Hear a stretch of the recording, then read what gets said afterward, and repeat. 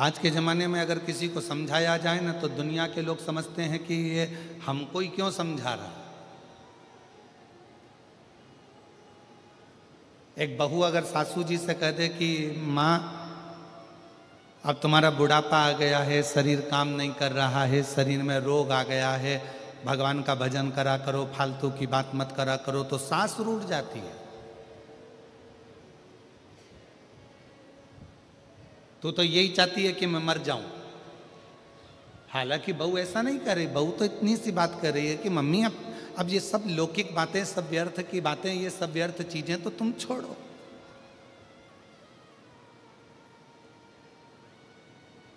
एक दिन हमारी सासू जी से हंस के बोली जेठानी,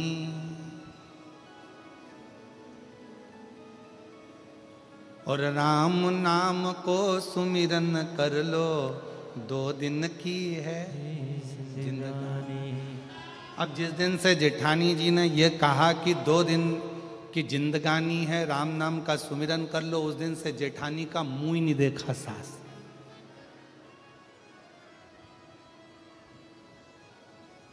ये तो ये गलत चाहती है, ये गलत सोच रही है, गलत विचार कर रही है, ये चाहती है कि मेरे प्राण छूट जाए, मैं मर जाऊं। ना ना ना, हुए भगवान देवादिदेव महादेव की बात का स्मरण करें। राम नाम, कृष्ण नाम, शिव नाम, नारायण, जिसको तुम भज सकते हो, जिसका तुम स्मरण कर सकते हो, उसका स्मरण करो।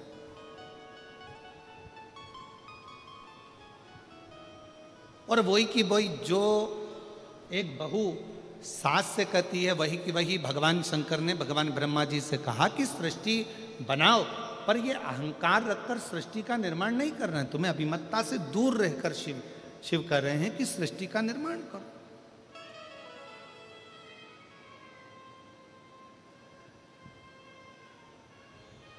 सहन नहीं हुआ ब्रह्मा जी से, और ब्रह्मा जी से जब सहन नहीं हुआ तो ब्रह्मा जी रुष्ट होकर सीधे भगवान विष्णु जी के पास में पहुंच गए।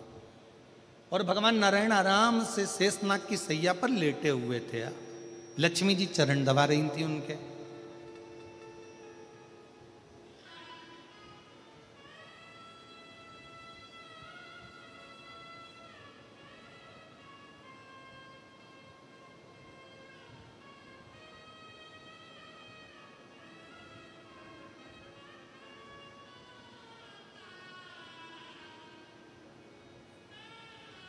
पहुंच गए ब्रह्मा जी, लक्ष्मी जी की दृष्टि पड़ गई भगवान ब्रह्मदेव के ऊपर। देखा ब्रह्मा जी आए हैं। लक्ष्मी जी ने भगवान नारायण के चरणों को छोड़कर हाथ जोड़कर प्रणाम किया और नारायण को प्रणाम कर कर कहा, ब्रह्मदेव आए हैं, ब्रह्मा जी आए हैं।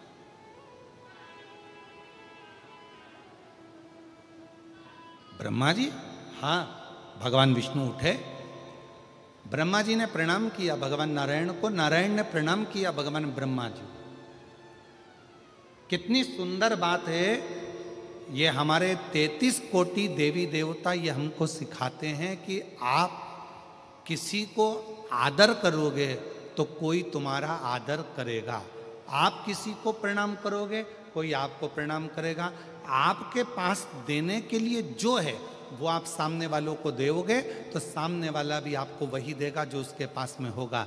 किसी के पास गुलाब का फूल है तो गुलाब का फूल देगा, किसी के पास कीचड़ होगा तो वो कीचड़ देगा, किसी के पास सम्मान होगा तो सम्मान होगा देगा, किसी के पास आदर होगा तो आदर देगा। आप यदि किसी को आदर दे रहे हो, किसी को प्रणाम कर रहे हो, किसी को नमन कर रहे हो, किसी को साधुवाद कर रहे हो, किसी को धन्यवाद कर रहे हो, तो वो सामने वाला भी भले उसके अंदर कितना भी कपट भरा हो, कितना भी अंदर बेईमानी भरी हो, फिर भी अगर आपने हाथ जोड़ा है तो सामने वाला भी आपके हाथ जरूर जोड़ेगा, आपको सम्मान जरूर करेगा, आदर जरूर करेगा, सत्कार जरूर देगा।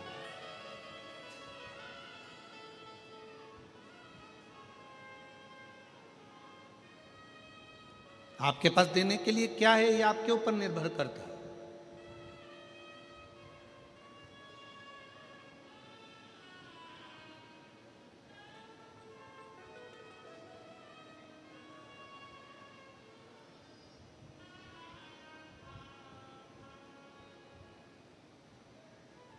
ब्रह्मा जी ने प्रणाम किया, भगवान विष्णु ने प्रणाम किया।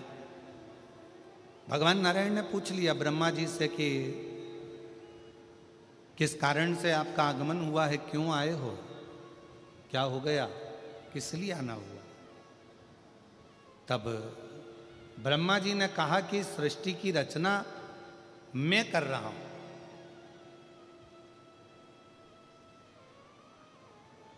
सृष्टि की रचना मैं कर रहा हूं। भगवान विष्णु समझ गए जहां पर मैं का संबोधन आ जाता है, जहां पर मैं का संबोधन लग जाता है, फिर वहां अहंकार आकर विराजमान हो जाता है। और यहां मेरा कुछ भी नहीं होना चाहिए।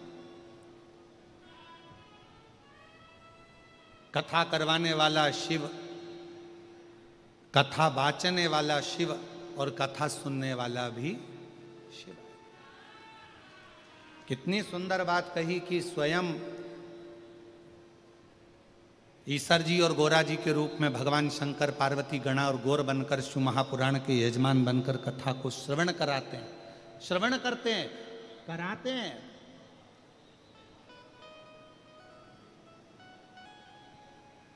स्वयं शिव।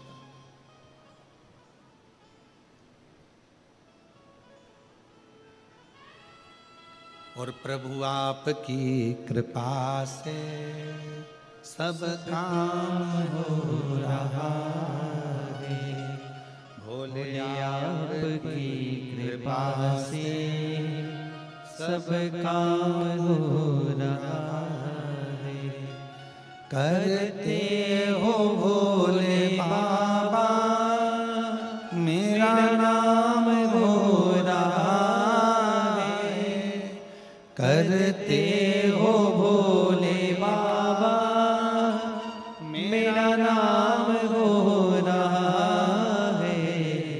भोले आपकी कृपा से सब काम हो रहा है। शंभु आपकी कृपा से सब काम हो रहा है। भगवान ब्रह्मा जी ने जैसे ही कहा कि मैं सृष्टि की रचना कर रहा हूं, तो भगवान विष्णु की बुद्धि में आ गया कि अहंकार समाहित हो गया।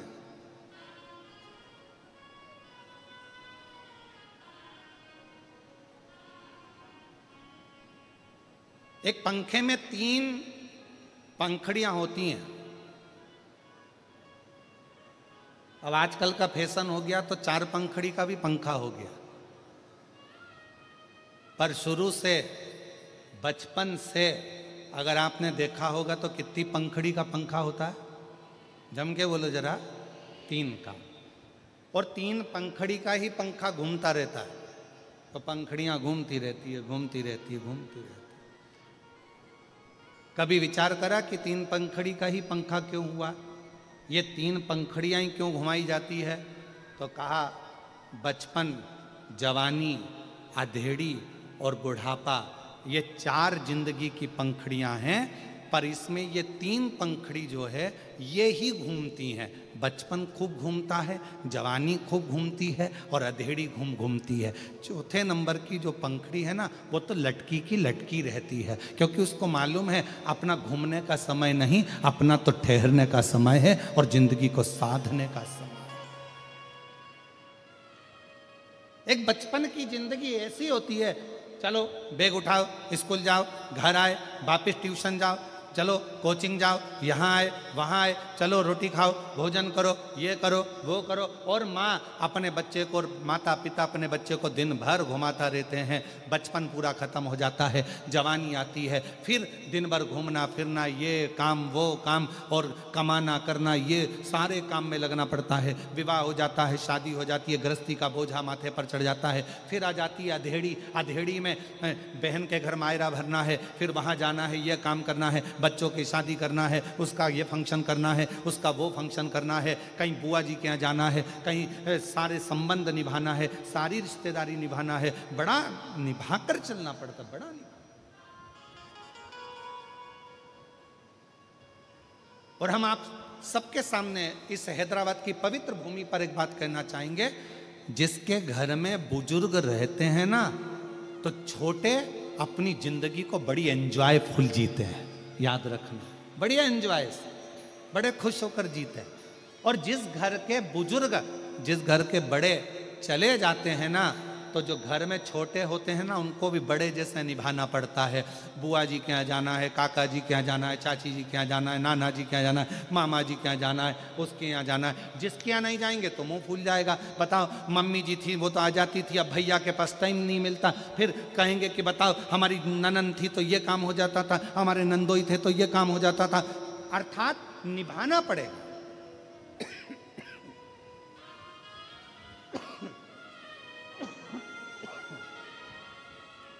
बहुत निभाना पड़ेगा।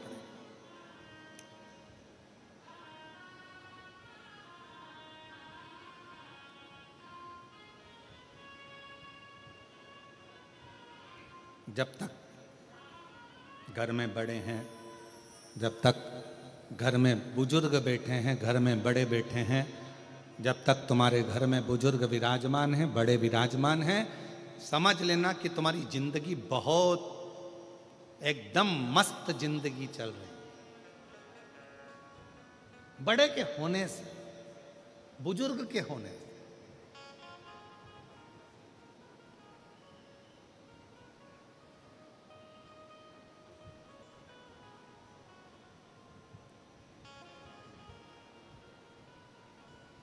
भीतर का मैं, मेरा, अहंकार, अभिमान, अहम दूर भगा।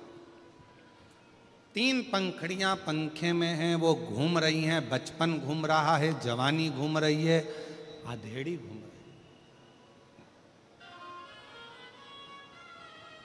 बुढ़ापा स्थिर है, रुका हुआ।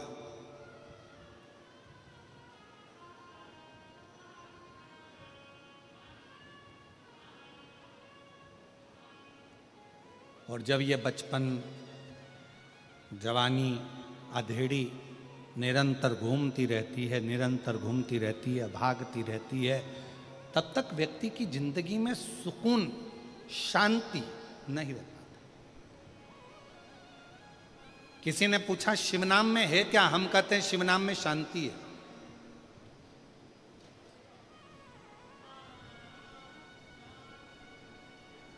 जब मन बड़ा उदास हो जाए, एकदम मन में अशांति आ जाए और मन बड़ा विचारणीय परिस्थिति में पड़ जाए, कहीं किसी के ताने, किसी के अपशब्द, किसी की गालियां, किसी के आड़े टेढ़े शब्द तुम्हारे कानों में बार बार चुभ रहे हों, बार बार बुद्धि में आ रहे हों, उस समय पर 2 क्षण मौन होकर नंदी के पास बैठकर श्री शिवाय नमस्तुभ्यम जम के बोलो, श्री शिवाय नमस्तुभ्यम का स्मरण करो। श्री शिवाय नमस्तुभ्यम को 2 क्षण बैठकर पुकार लो।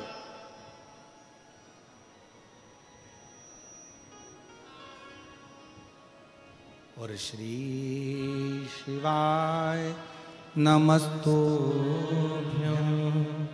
श्री शिवाय नमस्तुभ्यम, श्री शिवाय नमस्तुभ्यम, श्री शिवाय नमस्तुभ्यम, श्री शिवाय नमस्तुभ्यम, श्री शिवाय नमस्तुभ्यम।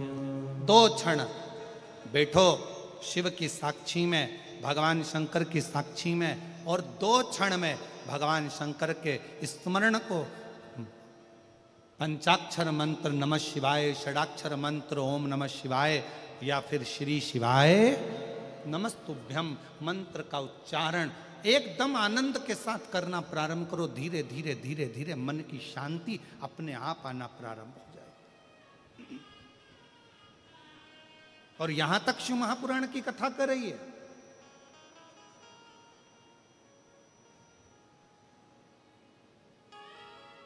पंचाक्षर मंत्र का जाप करने के लिए नमः शिवाय बोलने के लिए बैठो, या षडाक्षर मंत्र का जाप करने के लिए ओम नमः शिवाय करने के लिए बैठो, या श्री शिवाय नमस्तुभ्यम का जाप करने के लिए बैठो, उस समय पर आपके मन की केंद्रता भगवान शंकर के शिवलिंग पर होना चाहिए।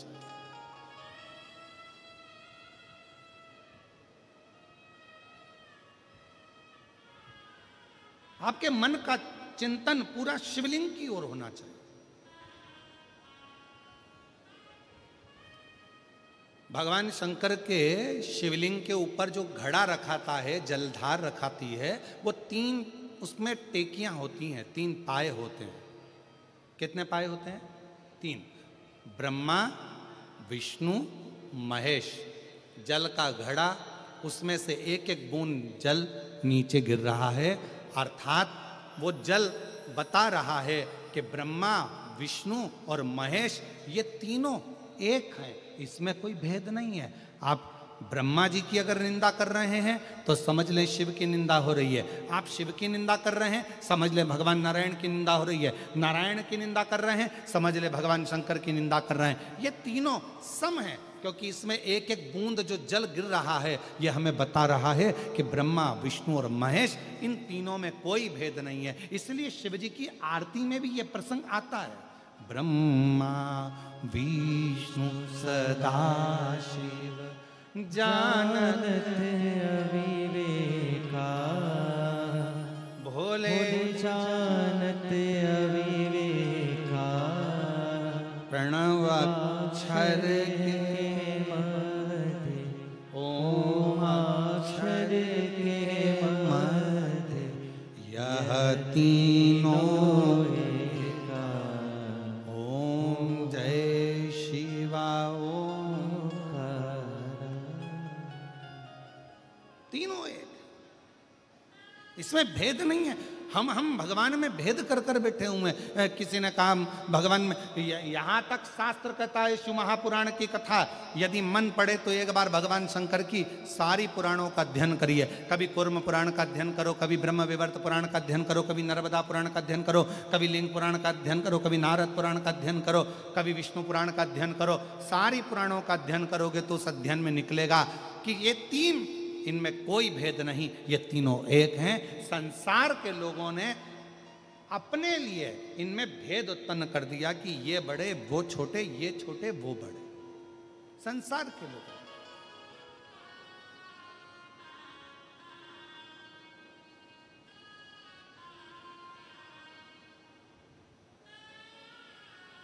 शिव कथा कर रही है, भगवान शंकर का चरित्र कर रहा है, शिव महापुराण की कथा कर रही है। ब्रह्मा जी का थोड़ा सा अभिमान देखा और ब्रह्मा जी ने कहा कि मैं सृष्टि की रचना कर रहा हूं। मैं, भगवान विष्णु देखकर सुनकर स्तुप्त, बोले नहीं।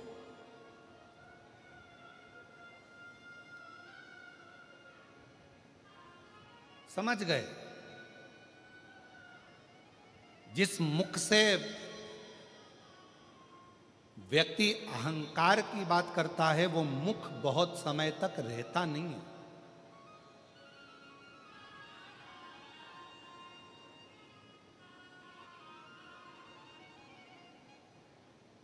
और ये प्रसंग आप लोगों ने हमेशा सुना होगा कि देवऋषि नारद ने भी अहंकार कर लिया था तो देवऋषि नारद को भी बंदर का मुख लगा था। फिर एक प्रसंग सुना होगा कि माता सती के पति शिव हैं और रति के पति कामदेव हैं। साड़ू भाई हैं दोनों, पर एक दिन कामदेव ने रति से शिव जी के लिए अपमानजनक शब्द कह दिए। रति भगवान शंकर की आराधना में डूबी रहती थी, इसलिए उसके नैनों से केवल नीर बह रहा था, केवल अश्रु।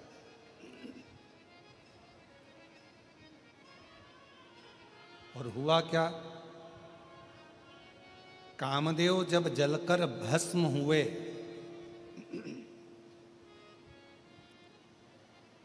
कामदेव जब जलकर भस्म हुए, रति दौड़ कर आई और भगवान शंकर के सामने आकर खड़ी हो गई थी। जिस समय पर भगवान शंकर को क्रोध इतना तीव्र आ रहा था कि आम के पल्लव में छुपे हुए कामदेव जलकर भस्म हो जाते हैं, शिव जी को इतना क्रोध आ रहा था कि कोई देवता उनके सामने जाकर खड़ा होना नहीं चाह रहा था। शिव जी को इतना क्रोध आ रहा था कि कोई देवता उनके सम्मुख नहीं जा रहा था। क्यों? क्योंकि शंकर भगवान की अगर दृष्टि पड़ गई तो जलकर भस्म होना पड़ेगा। और उस स्थान पर कामदेव की धर्मपत्नी रति आकर खड़ी हो जाती है।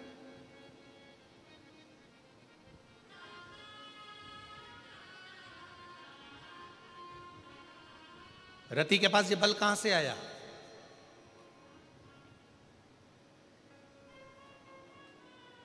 रति के पास ये बल कहां से पहुंचा? एक कोई व्यक्ति होता है, बड़ा अकड़ में बात करता है, अरे तुम मुझे जानते नहीं हो।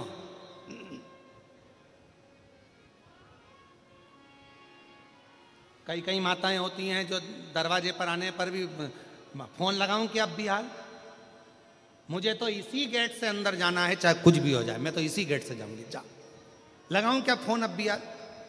मतलब इसके पीछे कोई ना कोई है, इसके पीछे कोई ना कोई बुलंद, कोई बड़ा, कोई बुजुर्ग, कोई व्यक्ति, दमदार व्यक्ति इसके पीछे है।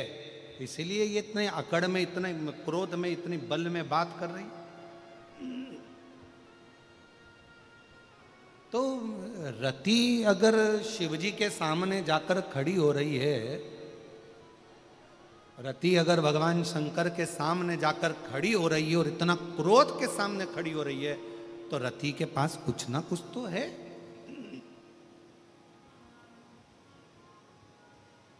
क्या है रति के पास? क्या करती थी रति? कहा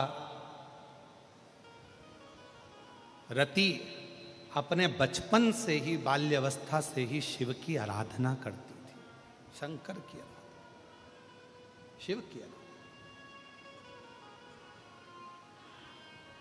और रति का एक नियम था, पार्थिव लिंग का निर्माण करना, उसकी पूजन करना और पार्थिव लिंग पर जल समर्पित कर कर उस जल का प्रोक्षण, उस जल को अपने ऊपर छींटना।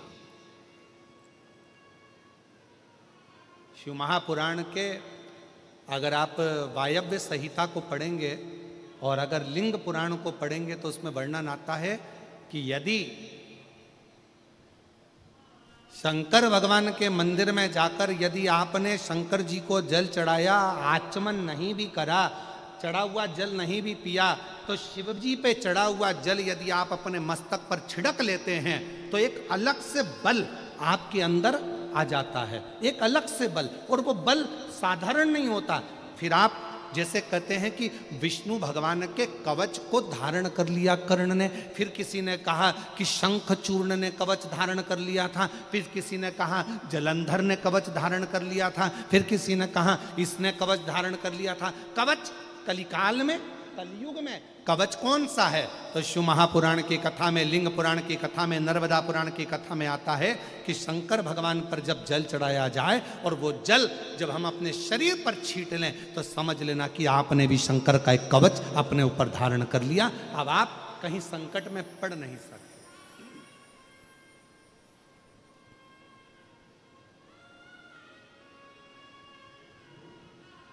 और मैंने तेरे ही भरोसे बाबा, तेरे ही भरोसे हवा बिच उड़ती जावांगी बाबा, डोर तो चढ़ी नामे कटी जावांगी।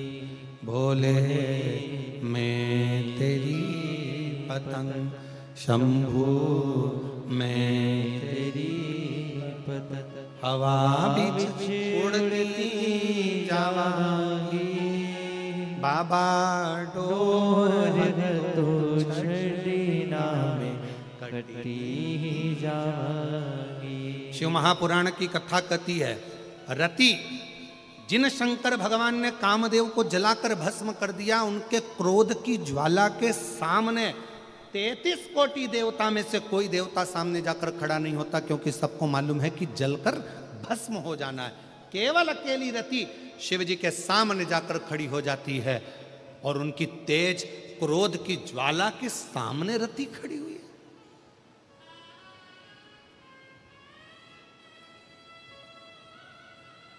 इतना बल, इतनी प्रबलता मिली कहां से?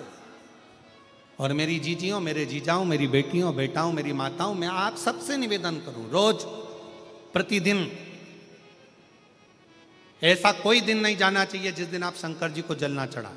प्रतिदिन अपने घर के अंदर, अगर मंदिर नहीं जा सकते तो घर के अंदर एक छोटे से छोटा शिवलिंग अवश्य रखो। अब कई लोग कहते हैं गुरुजी हमारे यहाँ पर एक शिवलिंग है पहले का, और किसी के यहाँ गए थे तो उसने हमको दूसरा शिवलिंग दे दिया, तो रख सकते हैं कि नहीं रख सकते? शिव महापुराण की कथा कहती है घर में एक नहीं 1000 भी अगर शिवलिंग है तो वो कभी दोष नहीं देते, कभी कष्ट नहीं देते, कभी परेशानी नहीं देते। और फिर कोई कहता है गुरुजी हमारे घर में जो शिवलिंग है वो बीच में से खंडित हो गया, टूट गया, शिवलिंग टूट गया गुरुजी, उसका कोई दोष लगेगा क्या? शिव महापुराण की कथा कहती है अगर तुम्हारे घर में पुराना शिवलिंग है, तुम्हारे घर के अंदर अगर कोई शिवलिंग है और अगर वो बीच में से टूट गया, 40 टुकड़े हो गए, 50 टुकड़े हो गए, 2 टुकड़े हो गए, 10 टुकड़े हो गए, तो भी शिवलिंग कभी खंडित नहीं माना जाता, वो अखंड ही माना जाता। शिवलिंग कभी खंडित नहीं माना जाता।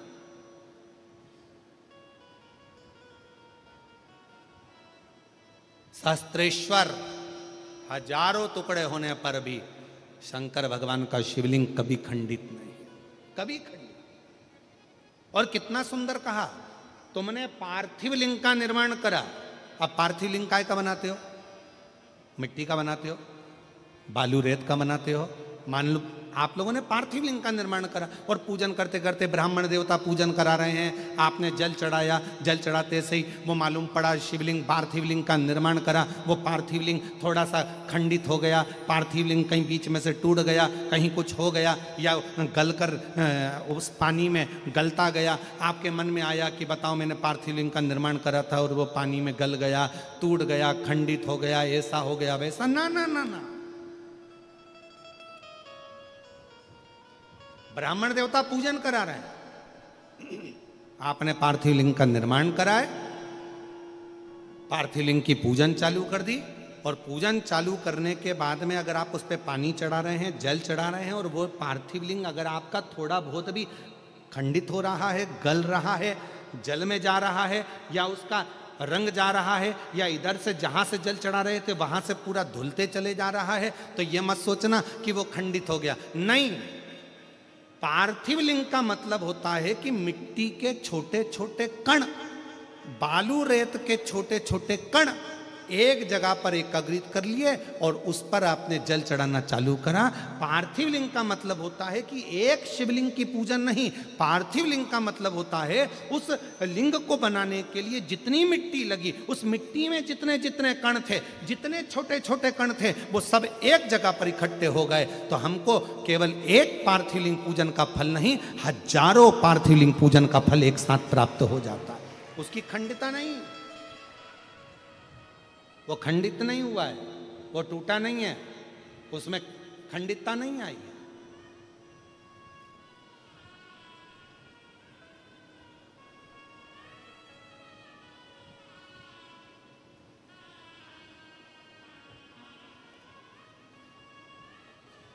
ब्रज भैया, अभी आप भी पार्थिव लिंग बना रहे होंगे। ब्राह्मण लोग जब शिव पुराण चलती है तो पार्थिव लिंग का निर्माण किया जाता है।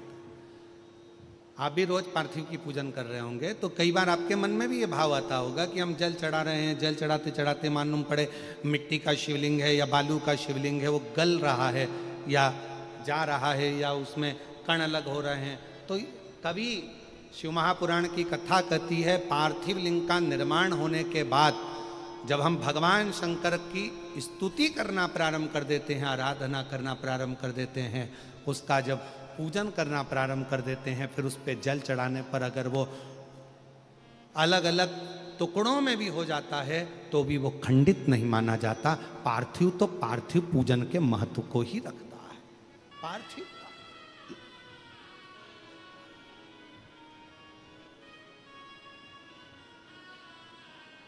और शंभु शरणे पड़े मांगो घड़ी रे घड़ी, दुख काटो दया करी न दर्शन आपो।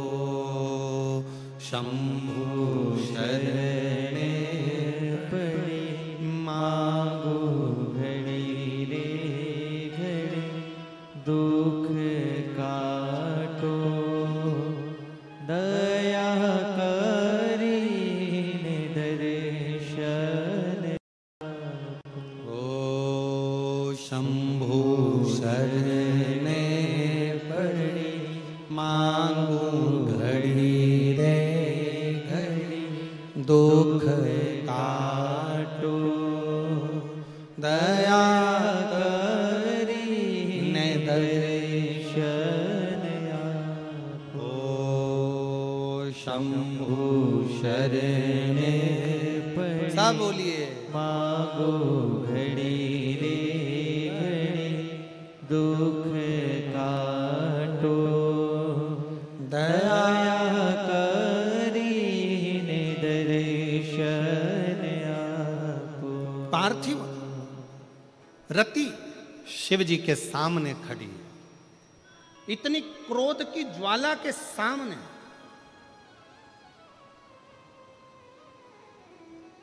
इतना क्रोध सामने और रति खड़ी है।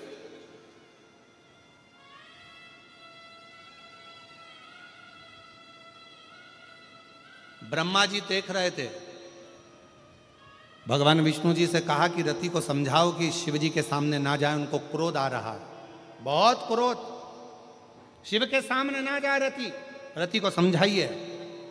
भगवान नारायण ने कहा कि ब्रह्मा जी मैं रति को नहीं समझा सकता कि तुम शिव के सामने मत जाओ, उसको जाने दो, फिर तो शिव के क्रोध से रति जलकर भस्म हो जाएगी जैसे उसका पति कामदेव जला।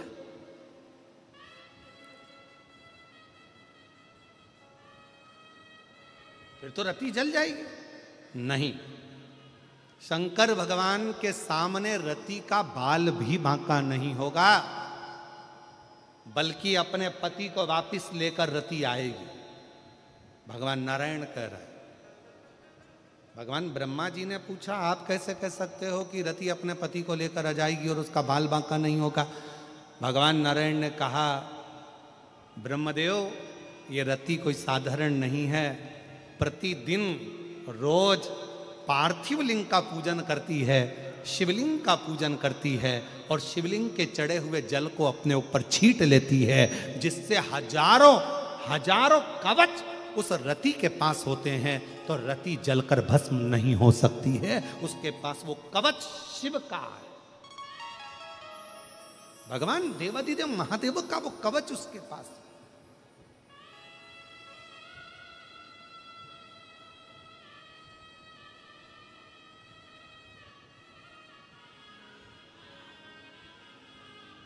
और फिर निवेदन करें, अगर डॉक्टर ने कहा है कि बहुत बड़ा कोई रोग हो गया है, बहुत बड़ी तकलीफ सामने आकर खड़ी हो गई है, बहुत बड़ा कष्ट है, बहुत बड़ी बीमारी है, मिट नहीं रहा, जा नहीं रहा, डॉक्टर शिव का एक रूप होता है। हम अपनी व्यासपीठ से हमेशा कहते हैं कि डॉक्टर को शंकर मानो। डॉक्टर शिव का एक रूप है। डॉक्टर बोले कि जांच कराओ तो जांच कराओ, डॉक्टर बोले कि ऐसी दवाई खाओ तो दवाई खाओ, डॉक्टर बोले ये सारी जांचें कराना पड़ेगी, जांचें कराओ, डॉक्टर बोल दिया कि ये दवाई खाना पड़ेगी, खाओ। पर डॉक्टर के साथ में, उस दवाई के साथ में एक काम और चालू करो, शिव की भक्ति को प्रारंभ कर दो, क्योंकि डॉक्टर भी शंकर का एक रूप है और वो मृत्यु को जीतने वाला महामृत्युंजय मेरा शंकर भी एक डॉक्टर का ही प्रतिबिंब स्वरूप। शिव को आराम, आराध्य बनाकर अर्चना कर, शिव को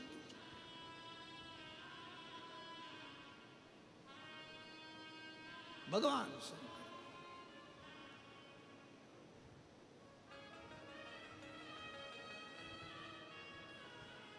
दवाई नहीं लग रही है। कई माताएं ऐसी हैं जो रोज दवाइयाँ खाती हैं, रोज दवाइयाँ खाती हैं। रात को सोना है तो दवाई, घुटने दुख रहे हैं तो दवाई, बीपी है तो दवाई, शुगर है तो दवाई। हम मना नहीं करेंगे कि तुम मत खाओ, खाओ, पर थोड़े दिन एक प्रैक्टिकल कर कर देखो। शिव जी का एक नाम है कुंदकेश्वर महादेव। सब लोग बोलो उस नाम को। कौन सा नाम है? कुंदकेश्वर महादेव। विदल और उत्पल दो असुरों का संहार करने के लिए माता पार्वती जी ने कुंदुक का प्रहार करा था, और वो कुंदुक विदल उत्पल का संहार कर कर शिव जी के चरणों में जाकर गिरा था। शिव जी का नाम कुंदकेश्वर हो गया था। तब स्वयं भगवान कुंदकेश्वर शंकर भगवान ने कहा था, पार्वती तेरे कुंदुक के प्रहार से विदल और उत्पल के मरने के बाद में ये कुंदुक मेरे चरणों में आया है। आज मेरा नाम कुंदकेश्वर हुआ है। पार्वती मैं सरिता हीरामन कोमपल्ली से हूँ। कहीं बैठी हो तो हाथ हिला सकती हैं। मैं सरिता हीरामन कोमपल्ली से हूँ। कहीं बैठी हो तो हाथ हिला सकती हैं। कोमपल्ली से आई हैं, आ जाओ, एक बेलपत्र ले जाना, आ जाइए। सबसे पहले तो मैं भूतड़ा परिवार को, यजमान परिवार को बहुत बहुत धन्यवाद देती हूँ कि हम हैदराबाद वासियों को कथा सुनने का सौभाग्य दिया आपने। गुरुदेव, हमने कभी सपने में भी नहीं सोचा था कि हमारे हैदराबाद में पंडाल में बैठकर कथा सुनने का मौका मिलेगा। मैं श्री ब्रजगोपाल जी भूतड़ा जी को, उनके पूरे परिवार को बहुत बहुत साधुवाद देती हूँ। हमने ब्रजगोपाल भैया कल भी कहा था, ना जाने कितनी जीजियों के चेहरे पर आपने रक्षाबंधन पर स्माइल दिलवा दी ये कथा का आयोजन करवा। बहुत बहुत कजन, कितनी मेरी बहनें बैठी होंगी, मेरी बेटियां बैठी होंगी, मेरे जीजा बैठे होंगे, बेटा बैठे होंगे, जो ने सोचा भी नहीं था कि कथा हैदराबाद में मिल जाए। बोलो सही है कि गलत है? एक बार दोनों हाथ उठाकर जोरदार ताली बजाते हुए। साधु, बहुत बहुत साधु आप सभी। हमने कभी सपने में भी नहीं सोचा था कि हमें शिव पुराण की कथा हैदराबाद में मिल जाएगी। गुरुदेव, मेरी लड़की 13 साल की है, वह हाइपर एक्टिव है। डॉक्टर के हिसाब से इसका ठीक होना कठिन था। बहुत सारे डॉक्टरों को दिखाया लेकिन कोई भी असर नहीं हुआ। मेरी 13 साल की लड़की डॉक्टर के हिसाब से ये ठीक नहीं हो सकती थी। फिर मेरी भाभी ने आपके बारे में बताया। फिर मैंने कथा सुनना आरंभ किया, सियोर गई, 1 लोटा जल का भी प्रयोग किया। रोज शिव मंदिर भी जाती, 1 लोटा जल, 1 बेलपत्र मेरी लड़की को खिलाया। गुरुदेव, 1 महीने में मुझे उसमें बदलाव नजर आने लगा। अभी पूरी तरह से मेरी लड़की स्वस्थ हो गई। मैं बाबा को यहाँ प्रणाम करने के लिए पूरी तरह से। उस पत्र में उसने लिखा कि मैंने सारे डॉक्टरों से इलाज करवा लिया, पर डॉक्टर ने कह दिया था मुश्किल है कि ये ठीक हो पाए। पर आज मेरी बेटी 13 साल की पूरी ठीक हो गई। ये एक पत्र और बड़ा सुंदर है।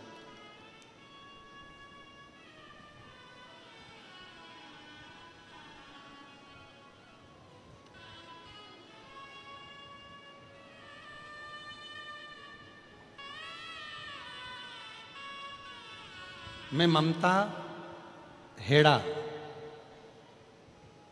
हेड़ा हैदराबाद से हूँ।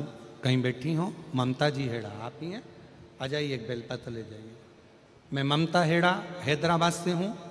मैं भूतड़ा परिवार को धन्यवाद देती हूँ, श्री ब्रजगोपाल जी को और उनके परिवार को, जिन्होंने ये कथा हमारे हैदराबाद में कराकर हम सबकी मनोकामना पूर्ण करी। एक बार जोरदार ताली बजाएं साधु का। गुरुदेव, मुझे बाबा ने 2 आशीर्वाद ऐसे दिए कि हमने सोचा भी नहीं था। एक, मेरी बेटी को संतान की प्राप्ति। गुरुदेव, 6 वर्ष मेरी बेटी को हो गए थे। डॉक्टरों के हिसाब से वो मां नहीं बन सकती थी, पर सब आस छोड़ दी थी। तब शिव महापुराण की कथा में बताए हुए तुमरुका जी का प्रयोग, सफेद आंकड़े की जड़ का प्रयोग मेरी बेटी के जीवन में सुख दिया और 6 वर्ष के बाद मेरी बेटी की यहाँ संतान की प्राप्ति हुई। मैं बाबा को धन्यवाद देने के लिए आई हूँ। दूसरा, गुरुदेव, मेरे पति का स्वास्थ्य बहुत खराब रहता था, हमेशा कहीं ना कहीं कोई ना कोई तकलीफ रहती थी। शिवजी पे चढ़े हुए जल को उनको पिलाना प्रारंभ करा और प्रदोष वाला त्रयोदशी का जो उपाय था वो करना प्रारंभ करा। बाबा की कृपा से अब वो पूर्ण तरह से स्वस्थ हैं। मैं बाबा को यहाँ धन्यवाद देने के लिए आई हूँ। शिव तत्व है, उसको शिव कहते हैं, शंकर। जितना विश्वास, जितना भरोसा, जितनी दृढ़ता, पूर्ण भरोसे के साथ जब हम भगवान शिव की आराधना करते हैं तो शिव क्यों ना मिले, शंकर क्यों ना मिले।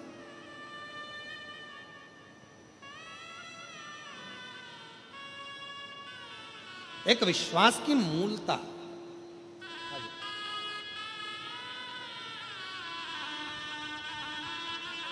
और तेरी कृपा का क्या है भरोसा, कब किस पर हो जाए, जरा सी हम पर कर दो, जरा सी हम पर कर दो।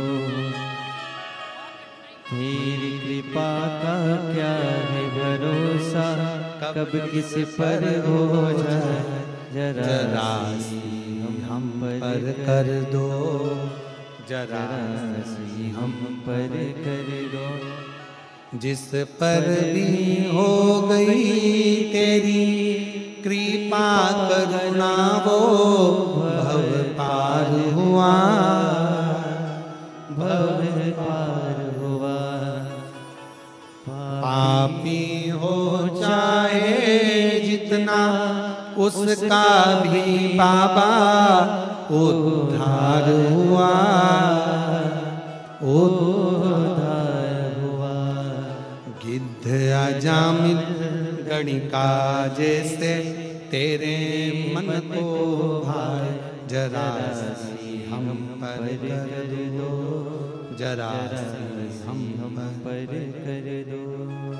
तेरी कृपा का क्या है भरोसा, कब किस पर हो जाए, जरा सी हम पर कर दो, जरा सी हम पर। शिव तत्व कहता है, भगवान शंकर की कथा कर रही है, शिव महापुराण की कथा कर रही है। शिव जी पे चढ़े हुए जल का पुक्षण, भगवान शंकर पे चढ़े हुए जल को अपने ऊपर छिड़क लेना, अपने ऊपर धारण कर लेना, यह हमको कवच प्रदान करता है। कवच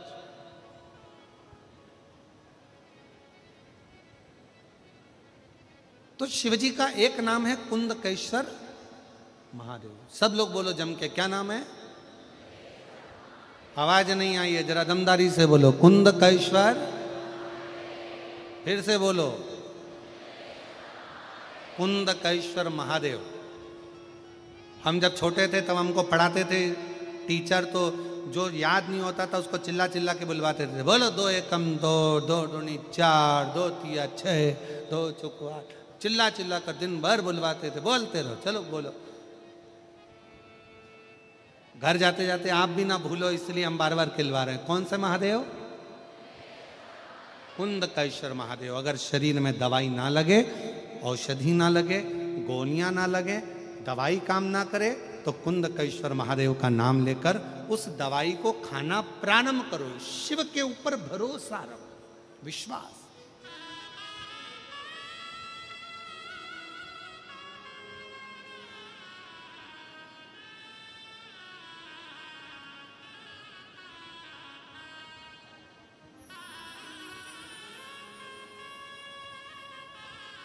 शिव कथा कर रही है, भगवान शंकर का चरित्र कर रहा है।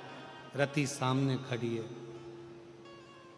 और रति सामने खड़ी, शिव जी के सम्मुख में खड़ी है रति सामने। शंकर भगवान के क्रोध का उस पर कोई असर नहीं हो रहा।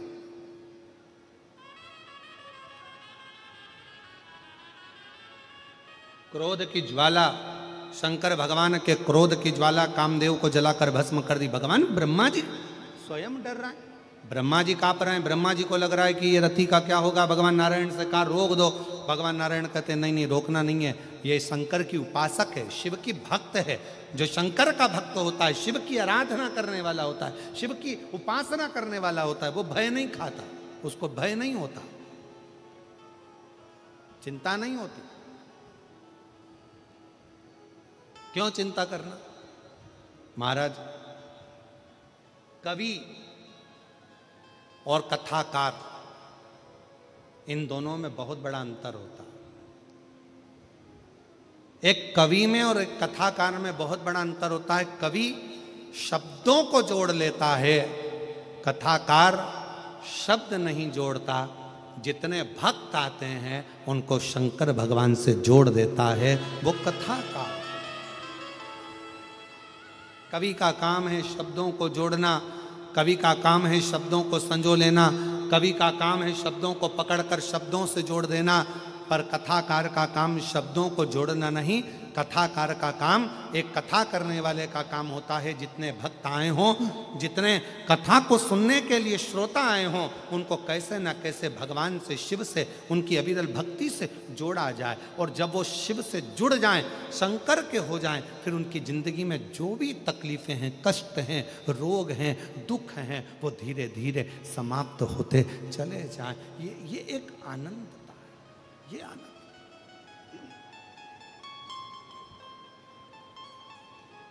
शिव कथा कर रही है, भगवान शंकर का चरित्र कह रहा है। शिव महापुराण की कथा, भगवान शंकर का चरित्र, शिव तत्व कह रहा है। भगवान शंकर की कथा कर रही, रति हिली नहीं, रति नहीं।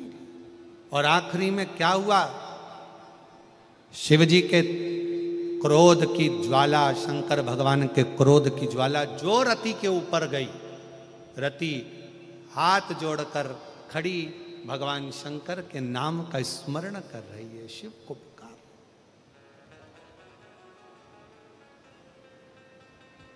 शिव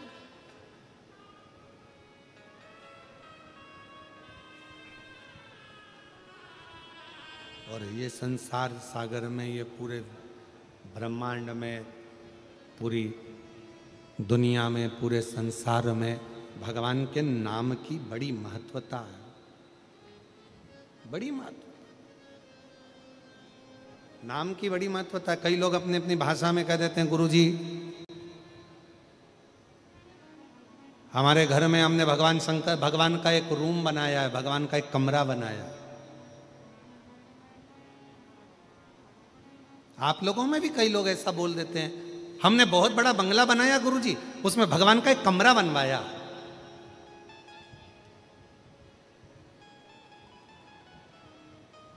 गुरुजी हमने बहुत बड़ा घर बनाया, उसमें भगवान का एक रूम बनाया। गुरुजी हमने बहुत बड़ा घर बनाया, उसमें भगवान का एक मंदिर बनाया। शिव महापुराण की कथा कहती है, हमारी सबसे बड़ी गलती यही है कि हम कहते हैं कि हमने बहुत बड़ा बंगला बनाया, घर बनाया, उसमें भगवान का एक कमरा बनवाया। नहीं, हमको कहना चाहिए गुरुजी भगवान का बहुत बड़ा घर बना और उस घर के अंदर हमारा एक छोटा सा कमरा बना, वो पूरा घर भगवान का है, हम तो एक छोटा सा कमरा हमारा। क्यों? अगर घर हमारा रहेगा, भगवान का एक कमरा रहेगा, तो घर में जितनी भी चिंता होगी वो तुम्हारी होगी, घर में जो भी परेशानी होगी वो तुम्हारी होगी, घर में जो भी कष्ट होगा वो तुम्हारा होगा, घर में जो भी दुख होगा वो तुम्हारा होगा। और जिस दिन तुमने कह दिया ये घर शंकर भगवान का है और उसमें एक कमरा मेरा है, तो तुम्हारा दुख कुछ भी नहीं होगा, तुम्हारा कष्ट, तुम्हारी चिंता कुछ भी नहीं होगी। जो भी कुछ होगा वो देवाधिदेव महादेव का होगा, क्योंकि ये शंकर जी का है, ये भगवान श्री हरि का है, ये नारायण का है, ये हमारा नहीं।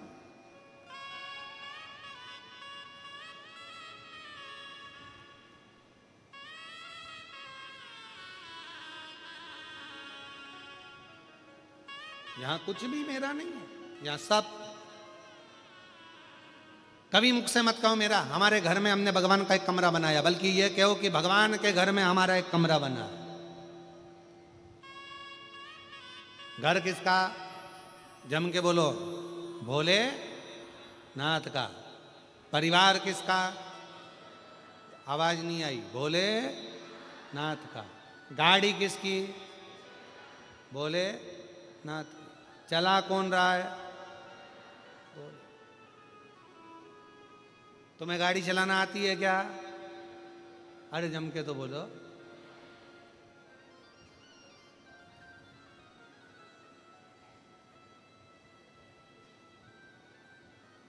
जब एक गाड़ी चलाना अपने को अच्छे से नहीं आती, कितने भी अच्छे ड्राइवर बन जाओ, कितने भी अच्छे बन जाओ और कितनी भी अच्छी ड्राइविंग करना आ जाए, तुम कितने भी अच्छे बन जाओ, पर पास में से निकलकर जो गाड़ी जा रही है, सामने चल रही, आड़ी चल रही, टेढ़ी चल रही, वो कैसा है तुमको क्या मालूम?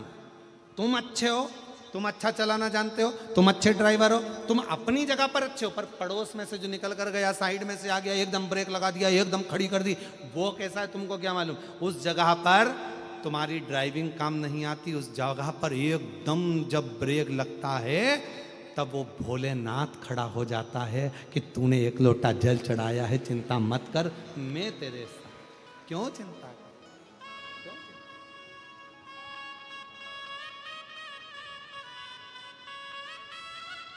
उस समय परम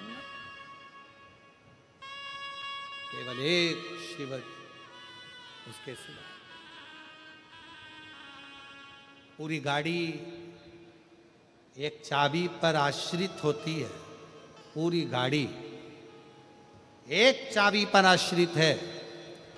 चाबी गई और तुम्हारी गाड़ी यहीं खड़ी रह गई। फिर कोई तुमसे कहे कि क्यों तुम्हारे पास गाड़ी नहीं? गाड़ी तो है, कथा में गई थी, चाबी ना जाने कहाँ चली गई। तो गाड़ी तो है ना, सब गाड़ी ले जा। तो क्या गाड़ी कैसे जाएगी? चाबी भी तो होना चाहिए। बस एक चाबी पूरी गाड़ी को चला देती है। उसी तरह एक बार जिंदगी में सुनी हुई शिव महापुराण की कथा पूरे जीवन को संवार देती है, पूरे जीवन, पूरे जीवन।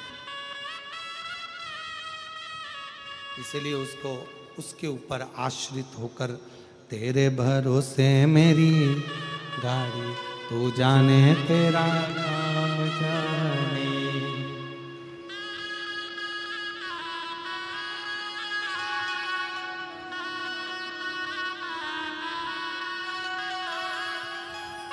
तेरे भरोसे मेरी गाड़ी, तू जाने तेरा काम जाने। भोले तेरे भरोसे मेरी गाड़ी, तू जाने तेरा काम जाने।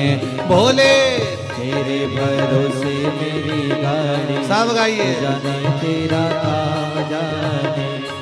तू जाने तेरा काम जाने, तू जाने तेरा काम जाने, तू जाने तेरा काम जाने, तू जाने तेरा काम जाने। तू जाने तेरा काम जाने, तू जाने तेरा काम जाने, तू जाने तेरा काम जाने, तू जाने तेरा काम जाने। ओ बाबा तेरे भरोसे मेरी गाड़ी, तू जाने तेरा काम जाने। भोले तेरे भरोसे मेरी गाड़ी, तू जाने तेरा काम जाने। बड़े भाव से दोनों हाथों से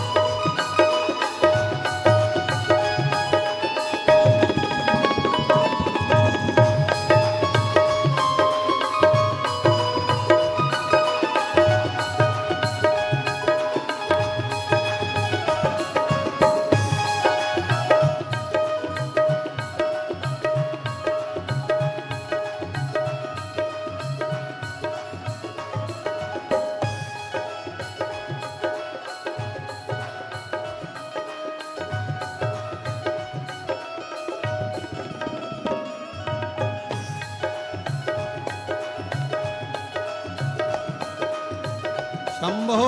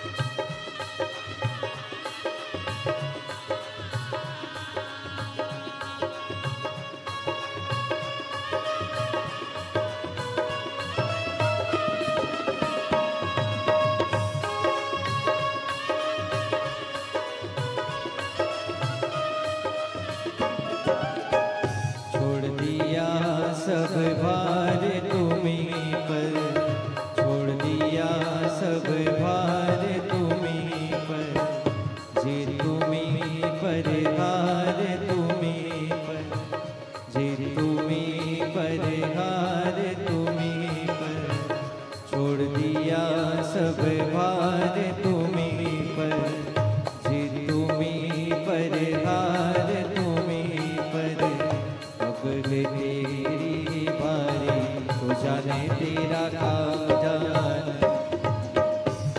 भरोसे मेरी गाड़ी तो जाने तेरा काम जाने, तो जाने तेरा काम जाने, तो जाने तेरा काम जाने, तो जाने तेरा काम जाने, तो जाने तेरा काम जाने, तेरे भरोसे मेरी गाड़ी तू जाने तेरा काम जाने, तेरे भरोसे मेरी गाड़ी तू जाने तेरा काम जाने।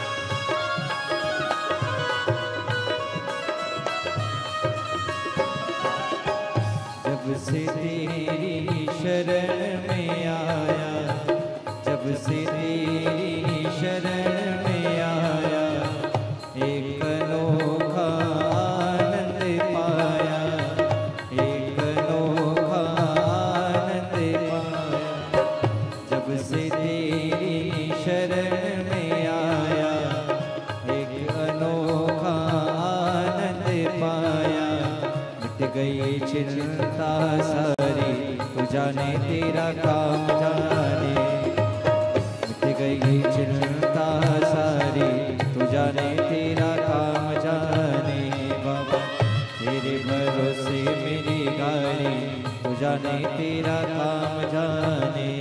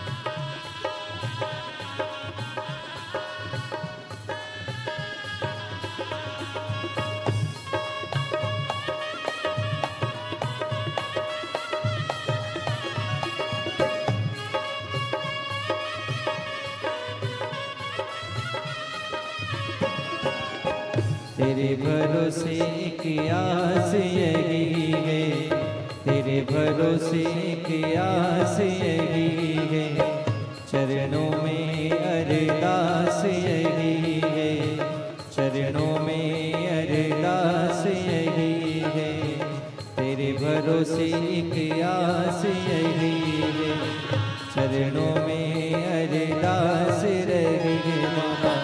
रखना लाज हमारी, तू जाने तेरा काम जाने, रखना लाज हमारी, तू जाने तेरा काम जाने, तू जाने तेरा काम जाने, तू जाने तेरा काम जाने, तू जाने तेरा काम जाने, तू जाने तेरा काम जाने, तू जाने तेरा काम जाने, तू जाने तेरा काम जाने, तू जाने तेरा काम जाने, तू जाने तेरा काम जाने। ओ बाबा तेरे भरोसे मेरी गाड़ी, तू जाने तेरा काम जाने, बोले तेरे भरोसे मेरी गाड़ी, तू जाने तेरा काम जाने। ओ शंभो तेरे भरोसे मेरी गाड़ी, तू जाने तेरा काम जाने। ओ शंकर